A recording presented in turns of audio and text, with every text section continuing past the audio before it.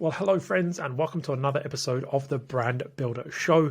Today's episode is going to be another cracker. I'm joined by Sam. Sam is one of the beloved members of our Brand Builder University community. She has a crazy business story. She launched a trampoline park, of all things, a few years ago, quickly grew it to multi-million pound revenues in under 2 years.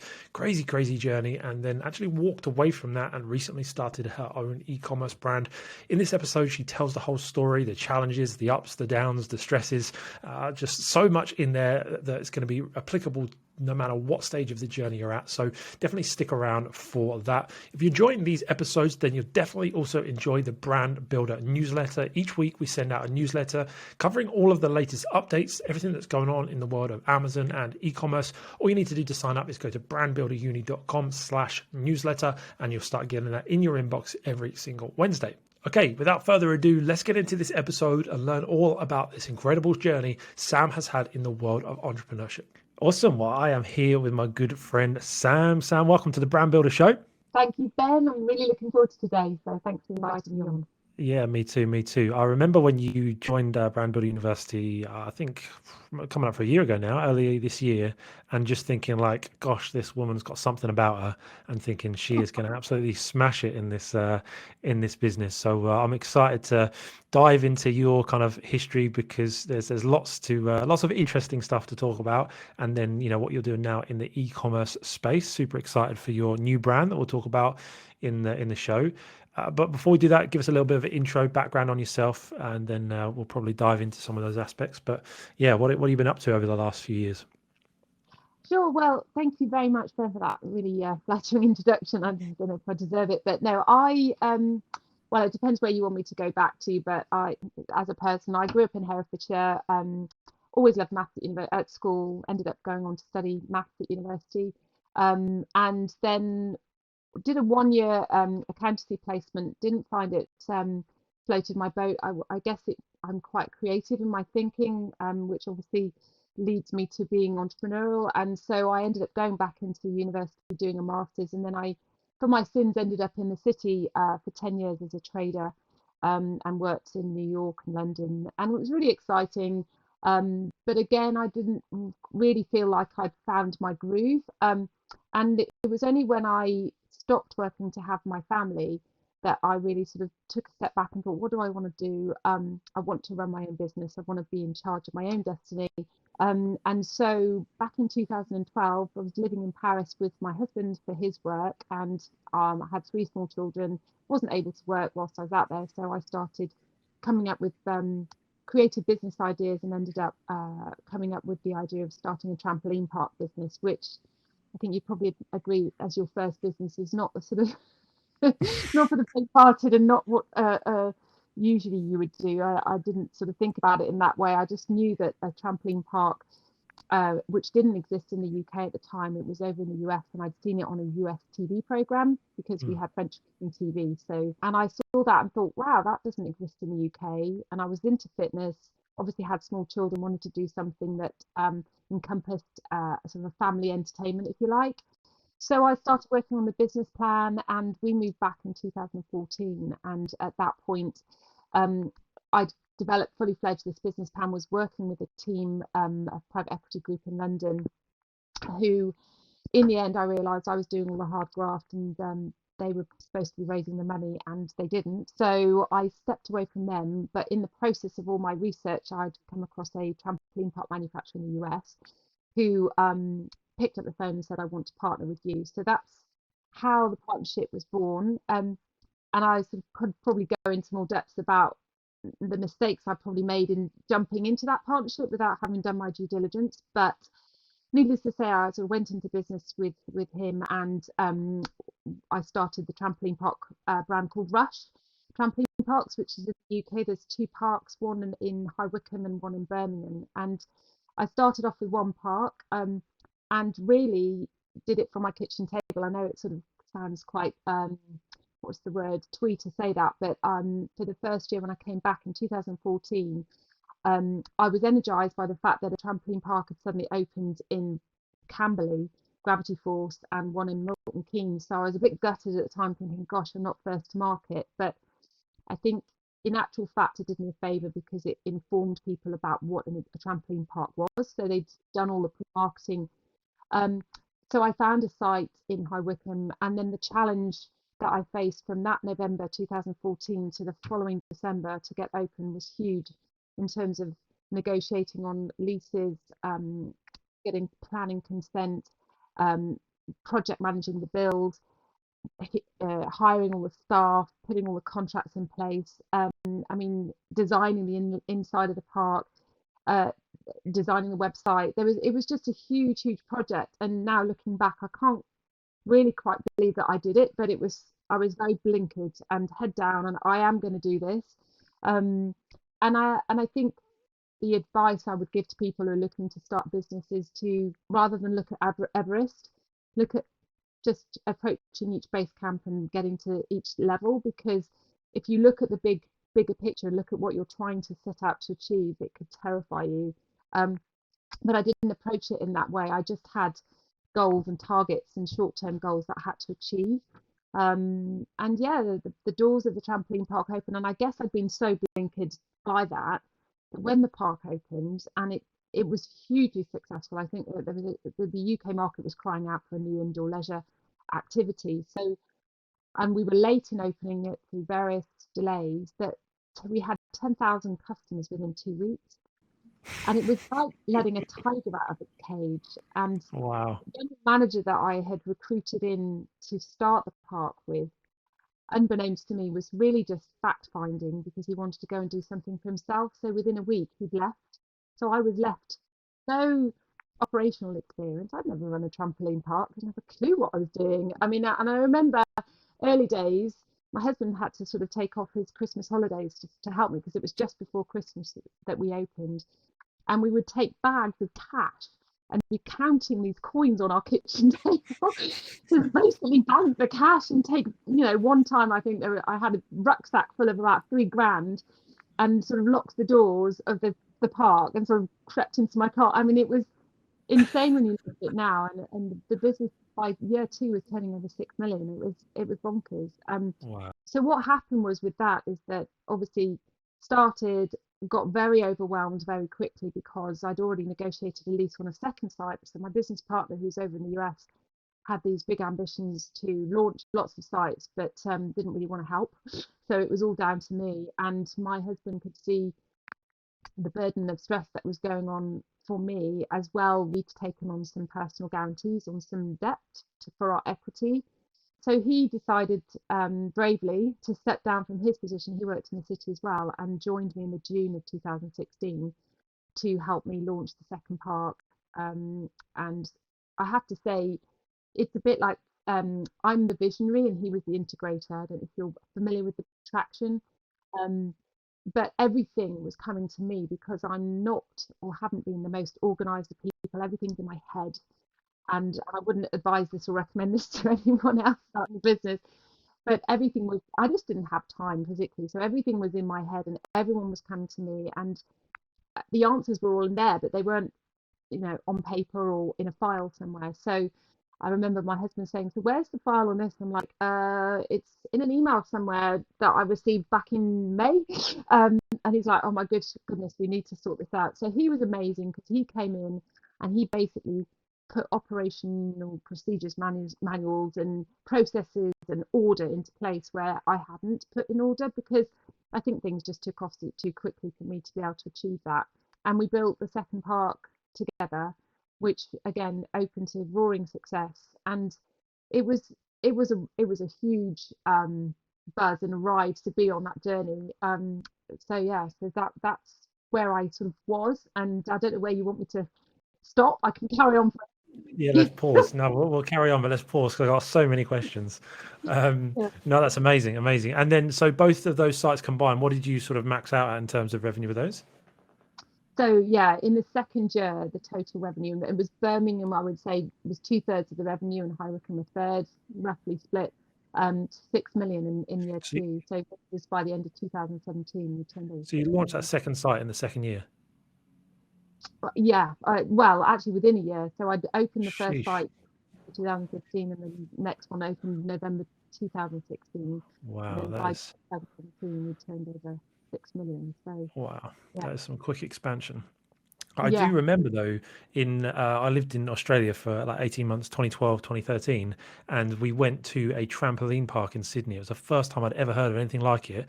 And I was like, oh my gosh, this has to come back to the UK. This is insane. And so it was, and funnily enough, my brother-in-law was always saying to me like, oh, we should find somewhere to start one of those. I'm like, can you imagine the startup costs, the I health and guess. safety issues, Oh the God, don't get me. compliance issues? Oh, it would just stress me out so much.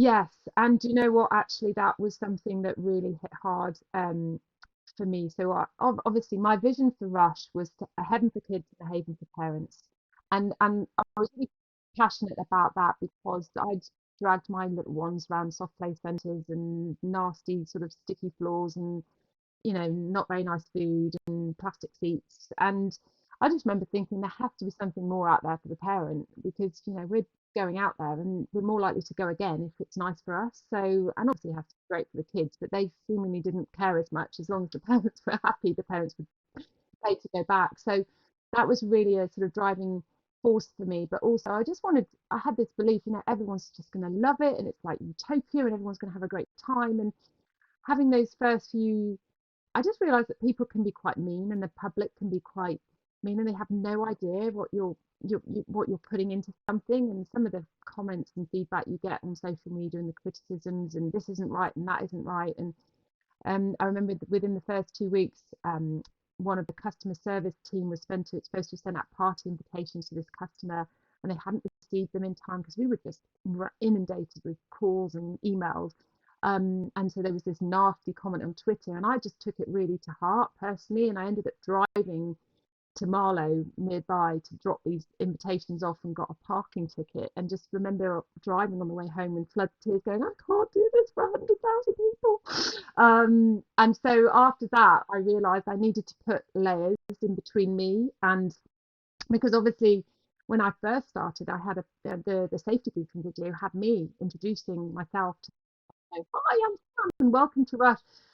And then I realized I was walking around the park and everyone would be like, there she is, there she is. And I'm like, oh my goodness. So I had to sort of create some anonymity for myself Yeah. because a lot of people would walk in the park and go, oh, I'm a friend of Sam's. And she said I can come in for free.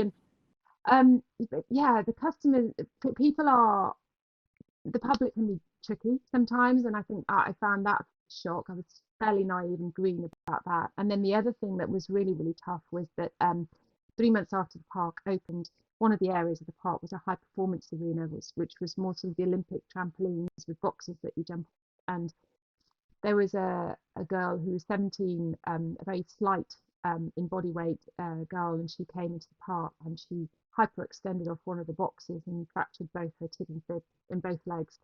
Wow. And freak accident, nothing wrong with the trampolines. It was just one of those things. She hit hard and she was airlifted to hospital. And I happened to have known the parents, and I found that Oh, really I can tough. imagine. Because I didn't set out to set up a business that would create that. And that was when Mm, the health and safety sort of side of things really hit home, and I was like, the yeah. responsibility there. And so, yeah, like you say, the compliance and the health and safety and all of those issues were the things that kept me awake at night, Yeah. mostly. And then I obviously can only, staff management. yeah. It's, No, yeah, I can only imagine how much that would play on your mind, how stressful that would be. And like you say, you can do everything right, but just because of the nature of the product or service, there's always going to be potential for that, isn't there? So it's very difficult. yeah. Yeah. Did it, 3 months in is a real rough time for it to do it as well. Did it ever make you think, gosh, this is all going to come crashing down, or did you have to deal with Oh those God. kind of thoughts?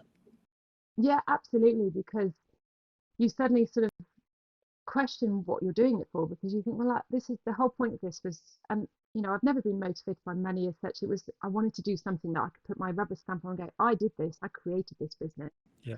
um, and that's my legacy type of thing. And then to have that happen, it really made me question what I was doing it for, maybe not want to do it. I was like, oh my God, this is too much. I've taken on too much. So um, thank goodness I have an amazing husband who was incredibly supportive and he could see what I'd created.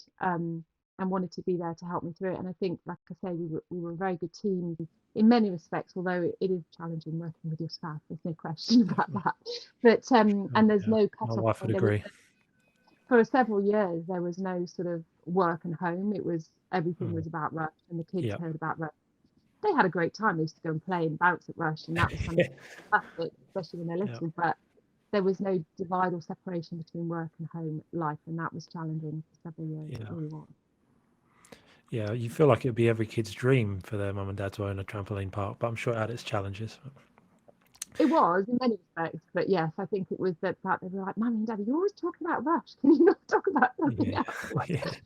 you know, Oh, so so true. That hits home. staff were as well. I think the other thing that's really, um, I remember just before the park opened, suddenly it dawned on me that I was going to be responsible for people's livelihoods, Yeah. uh, Yeah. and I was going to be an employer, and that frightened me as well. I was like, oh my goodness, these people's their income is reliant on the jobs that I'm providing, Mm. and learning how to be a manager of people is also difficult. Initially, I was just too nice to everyone. Mm. And not to say you need to be horrible to people, but it's about consistency, and it's about Yeah. making sure that you are consistent across the board, because if you do Yeah. something for one person, the other person's going to hear about it. And Mm. particularly when you're in a business where you've got a lot of young staff, teenagers and early Mm. 20s, they all talk to each other. Yeah. And so it is about setting up framework and boundaries, and a structure, if you like, of progression.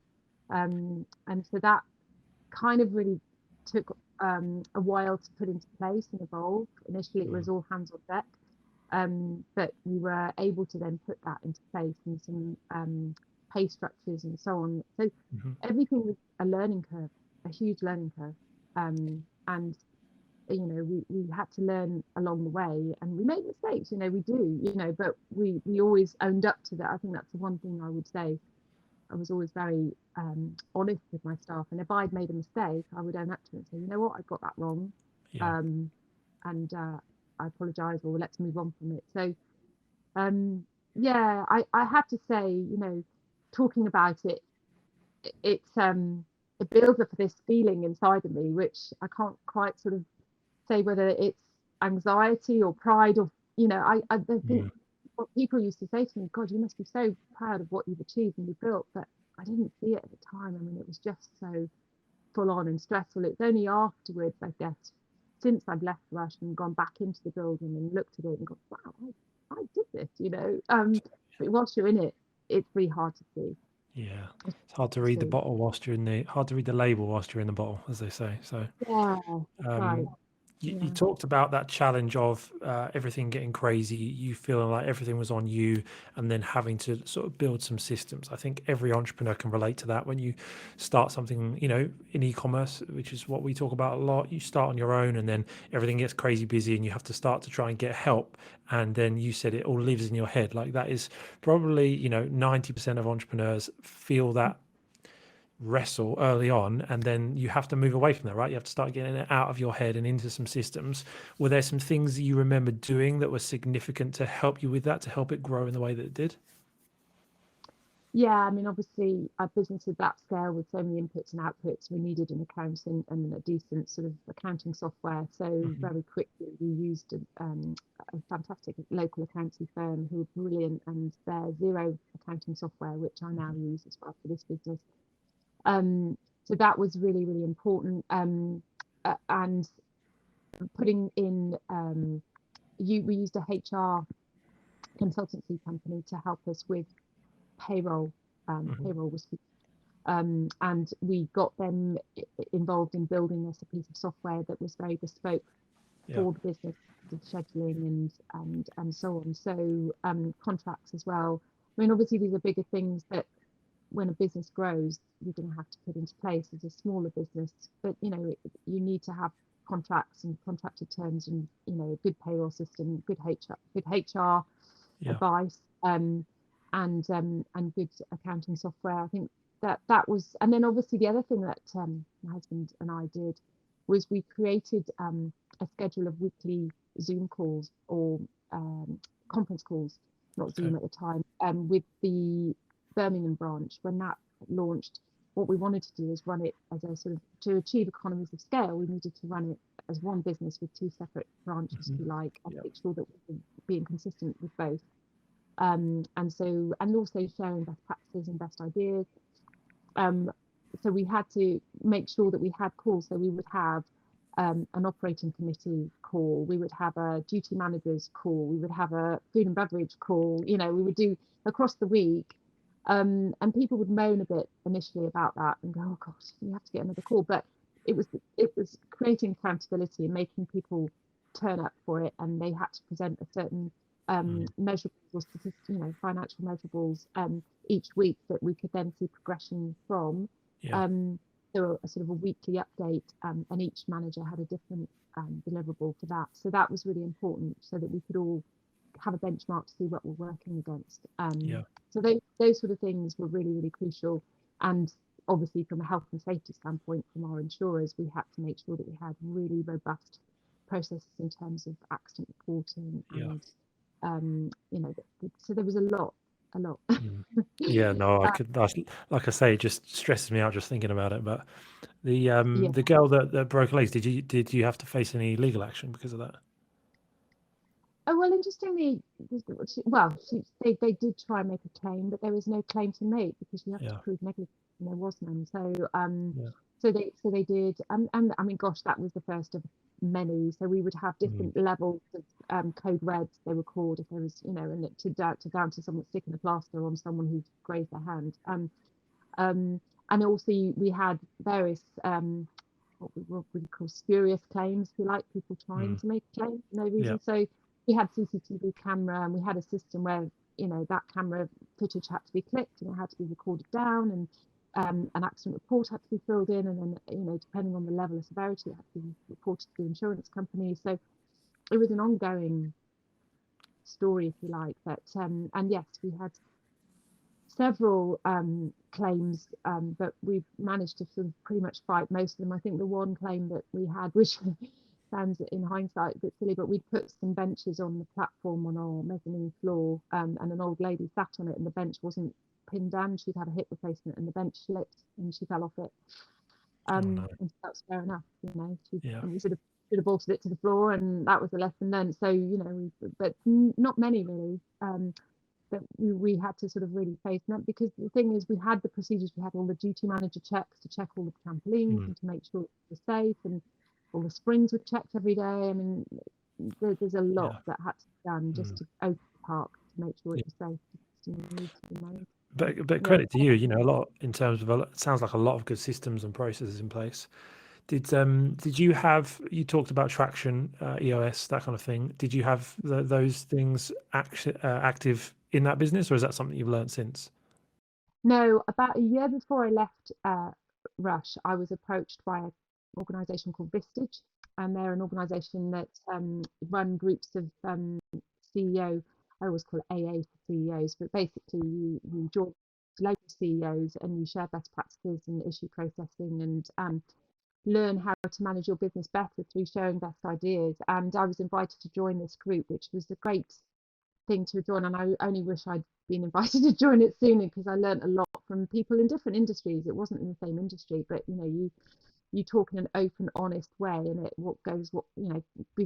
behind those four closed walls, you don't share, it's confidential, but it enabled you to sort of openly speak to people who are in the same boat as you and say, I don't know what to do here. I've got this member of staff who's being tricky, and what do I do? Or I've got this going on, or that. And so and in that, EOS is a big part of Vistage, and they sort of have EOS. We have keynote speakers coming in and talking about it. So I found it really interesting when the keynote speaker came in and talked about that, and read the books and listened to a couple of the sort of further books, and just thought, wow, when I do my next business, I'm going to try and implement EOS. So I do intend to do that. I mean, in a sense, in a way, there's just me at the moment. So, but even still, learning about ways in which key people in key seats. There were so many examples where I'd hired the wrong person, but tried to make it work by changing the job.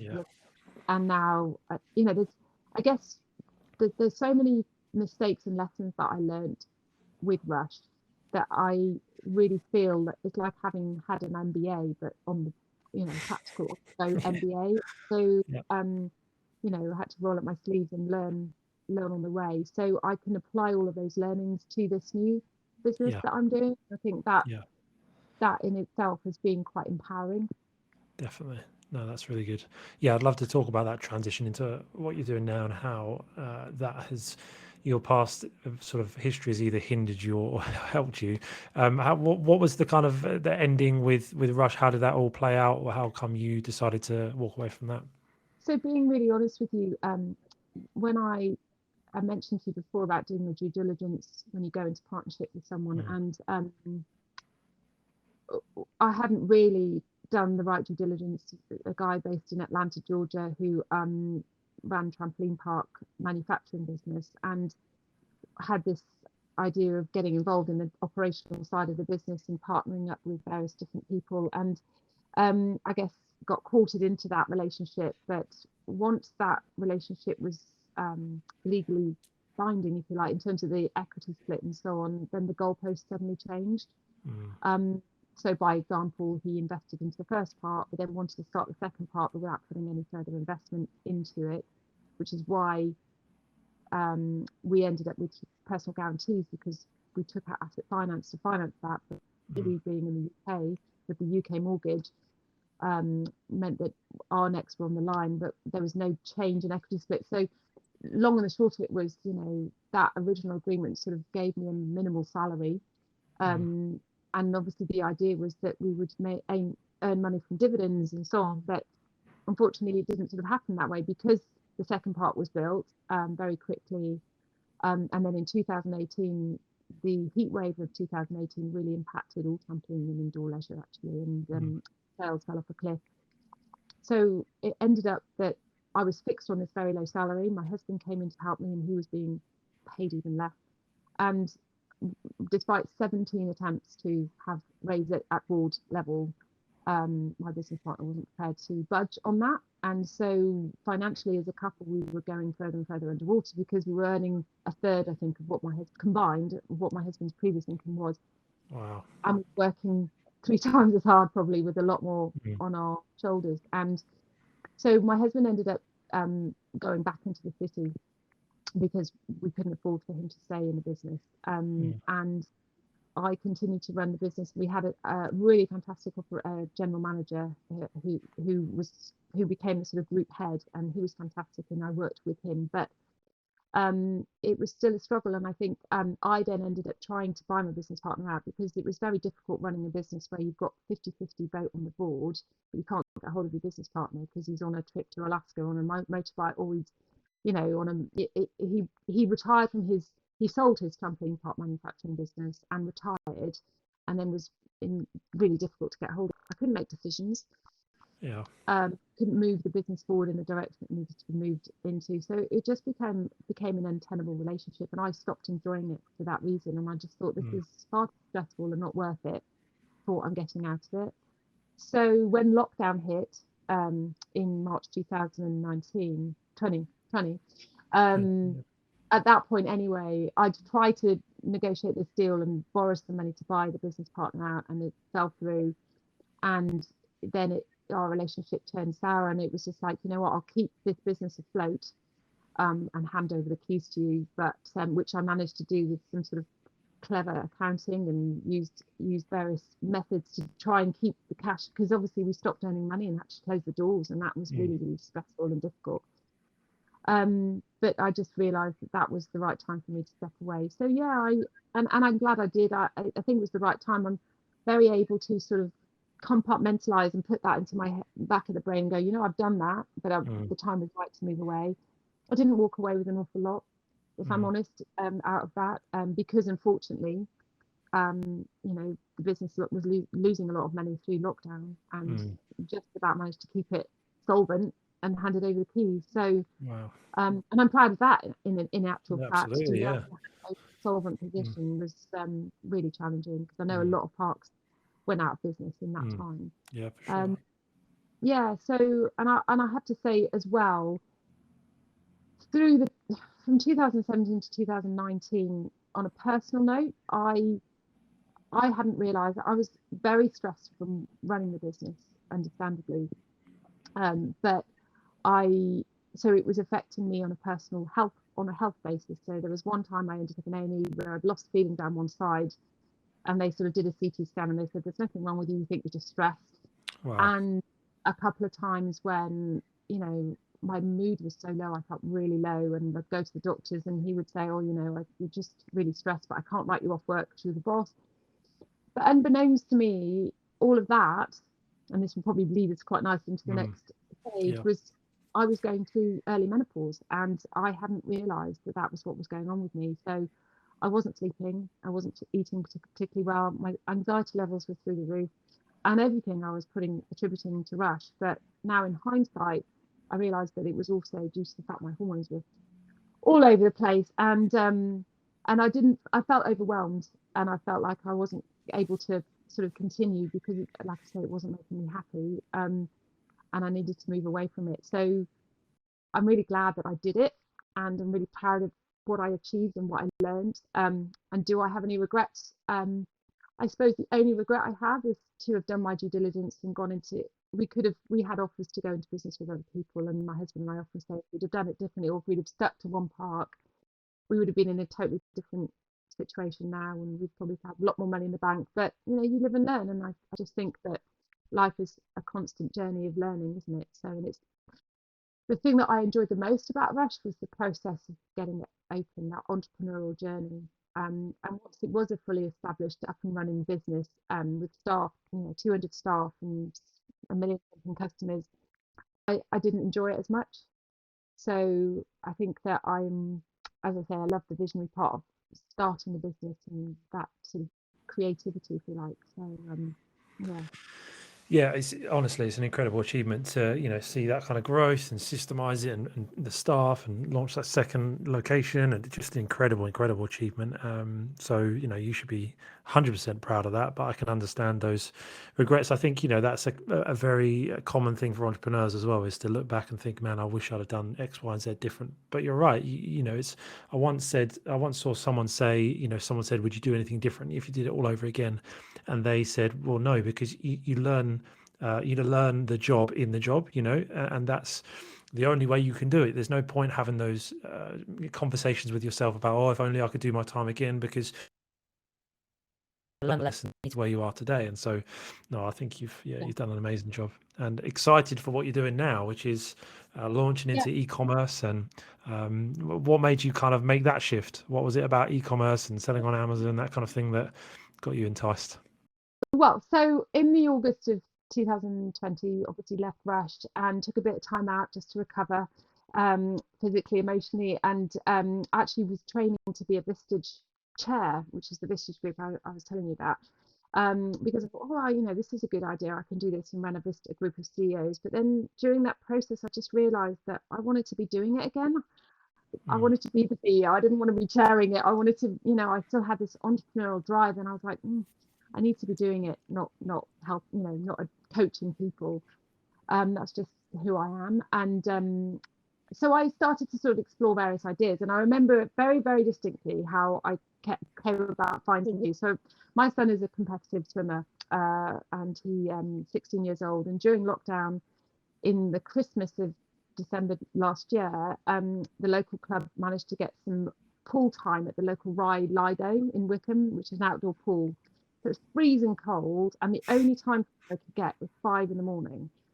So I remember playing at 4 in the morning and driving there with my son, thinking, well, I can't go home, there's not enough time. So I had like a sleeping bag or a duvet on top of me, and I thought there's no time to sleep. So I'm drinking coffee and I'm just searching online for ideas, and up pops your YouTube.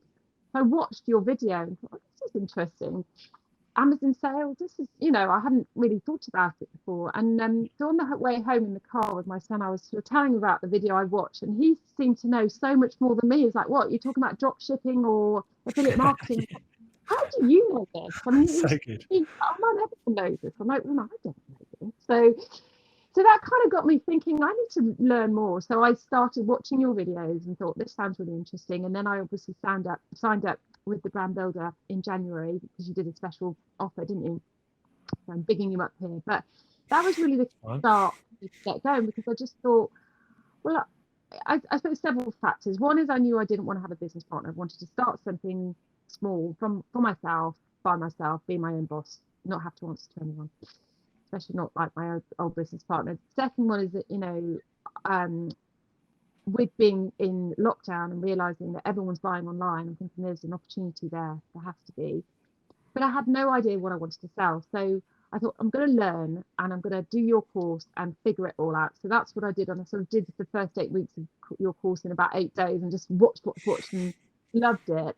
And signed up to Helium 10 and then started doing all of the Helium 10 research. And I just couldn't find anything that inspired me. I was like dog baskets or lamps or, and I just thought this isn't me, because everything you were saying is about building a brand. And I've done that before and I knew how to build a brand. And I thought, no, I have to build a brand that I'm passionate about and something that I believe in. And then so that brings me to going back and talking about the fact I'd been through the menopause. So obviously I'm into my fitness. I take protein shakes. I also had felt that during that process of going through the menopause or being in the menopause, it was a minefield. I didn't know where to start in terms of nutritional supplements, and I felt quite depleted after my journey with Rush. I'd lost quite a bit of weight, and I looked at myself and I thought, God, you need to take some supplements. You need to give yourself a boost. Yeah. But when you start researching online, it's just loads of stuff, and I hate taking tablets. Those big capsules, and I'm really terrible with remembering to take them as well. So I get felt with the best intentions, buy all these packets, spend a blooming fortune in Holland Barrett or wherever, and then I never take them. And I just thought to myself, wouldn't it be great if there was an all-in-one solution where everything's packed into one thing and you can just drink it? So hence was born my idea, because I remember you saying on one of your tutorials or something about starting a nutritional supplement brand and how you can white label it through UK manufacturers. So I started doing my research online. And also I was kind of a bit wary about buying things from China at that time, because I knew that shipping was a nightmare and with COVID and so on. So I thought, stick to the UK, that might make life easier. And so I approached a couple of manufacturers with an idea. They then pointed me in the direction of a nutritionist who said that they worked with to formulate. Spoke with her, told her about my idea. I'd done a lot of research about what I thought would go into it, and her name's Jonah Wilkinson, and she's very well renowned in the industry for the whole of Nutricenter for Tesco's. And we just clicked, and she really liked my concept. And then I realized I just felt like I was onto something, and I was like a dog with a bone. I was just like, right, this is it. This is what I'm going to do. So all the other healing research went to one side. I did obviously research collagen and protein shakes and menopause supplements and did that research. But I kind of then almost just put all of that Amazon stuff to one side and thought, right, I'm just going to focus on this next part. And so then I drew upon my experience before of knowing I needed to create a brand. I needed to have a good name. I needed to register a trademark. I needed to have the logo, the look and feel of everything correct. And so spent a bit of time working on that because I really felt that was really important. And yeah, so that kind of, I don't know if people have seen this as my brand. It's Bomimo. The name took a bit of time. And originally I was going to be called Girl Power Nutrition. Well, my company is Girl Power Nutrition, but I was going to do the Superwoman shake and the Supergirl shake. And then I suddenly thought, well, that's not really what I'm trying to sort of portray here. So I don't want people thinking that it's for bodybuilding or fitness. This is different. So Bomimo is short for Body, Mind, Mojo. I'd read this book somewhere about women losing their mojo in the menopause, and just, you know what, actually that's really true. And yeah, the mission for the company, I always believe in having a good mission statement, to where your values are at, and it's to empower every woman to feel their best self at every hormonal stage. And I also listened to quite a few podcasts, Daniel Priestley, Key Person of Influence. So he was talking about creating a niche and going with your niche and becoming a key person in your niche. And rather than trying to appeal to everyone, just try and focus on and hone in. So I suppose that's what I realized is, do I want to do supplements for men as well as women? No. Do I want to do all women? No. What do I want to target? I want to target women's hormonal women's hormonal journey. So this first product is the menopause and perimenopause, obviously, which Yeah. is kind of close to my heart. And eventually, as we talked about earlier, I would like to branch out into products for teenagers with PMS and puberty, and then products Yeah. for women postnatally, because quite often we get forgotten about once we've had the baby. It's all about the baby, but whilst we're pregnant, everyone looks after us, and then afterwards, a lot of women suffer with postnatal depression, or they, Yeah. can't supplement their baby's needs for breastfeeding, or they're depleted from nutrients. So that's something I feel strongly about. So I have this whole range of products that I now want to launch eventually. It's Yeah. just take a bit of time to get there. So Definitely. that's it. Yeah. Yeah, no, that's good. And I think it's a real smart play, because your product is so, they say that the riches are in the niches, which works if you say niches, like niches and not niches, but that being able to have that focus, and there's lots of reasons for that, right? Now exactly who your target market is, and you can speak their language, you can communicate to them in a way that's going to be compelling. And so, no, I think there's a lot of wisdom in that. From the supplement side, is it a like custom blend of stuff that's in there? Yeah, absolutely. How have you done that? So so I initially did a load of research as to every Mm. ingredient that could possibly be optimal for perimenopause and menopause. And I think it was about 50 ingredients, and went to my nutritionist and said, can we put this in? She goes, we might need to cut that back slightly, because what I hadn't realized is the more ingredients you put into a supplement, the more expensive it becomes. So when you see supplements with sort of 5 or 6 ingredients, that hasn't cost them a lot to produce, whereas something with 30 ingredients does cost more. Mm. So it had to be there's a fine line between making it efficacious, and it's got to work, but also making it affordable to produce. So I worked with Shona to talk about what I wanted it to achieve, Hmm. and that was obviously being protein powder based, because women in the menopause and post-40 need more protein for maintaining muscle mass. Not just if you're exercising, but in general.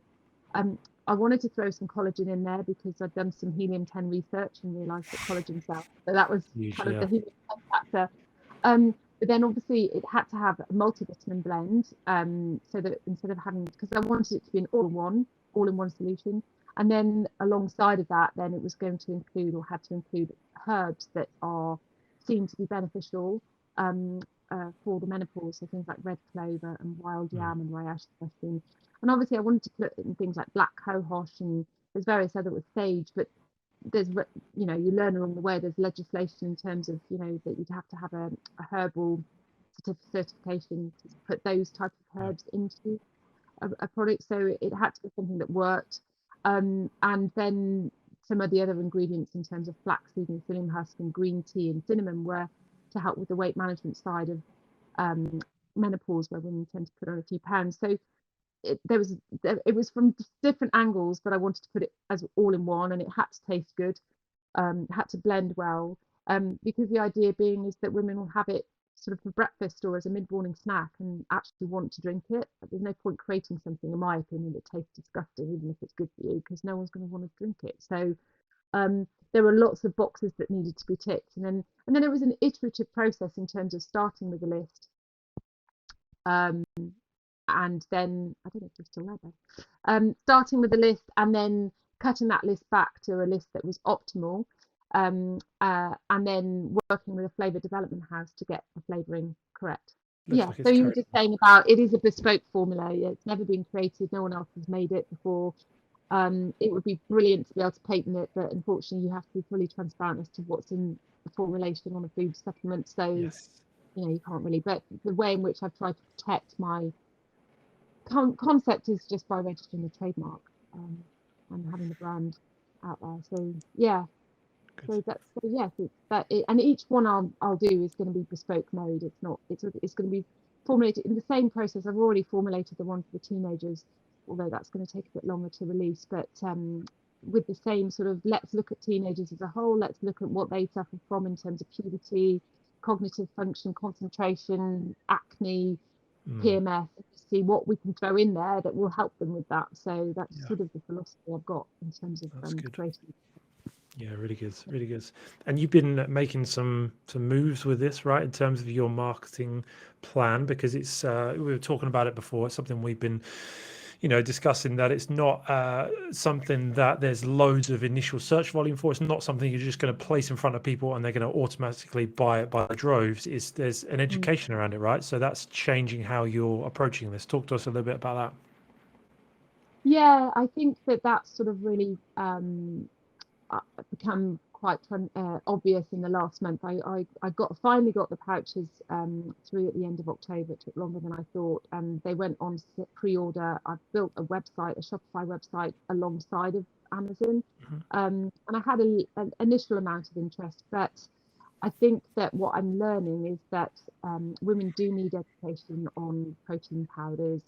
They also, interestingly, I think a lot of women are maybe in slight denial that they're in the perimenopause or menopause, Yeah. and that I'm trying to sort of shift the emphasis to say you can take this post 40 even if you don't think you're in the perimenopause, because I'm pretty certain you are.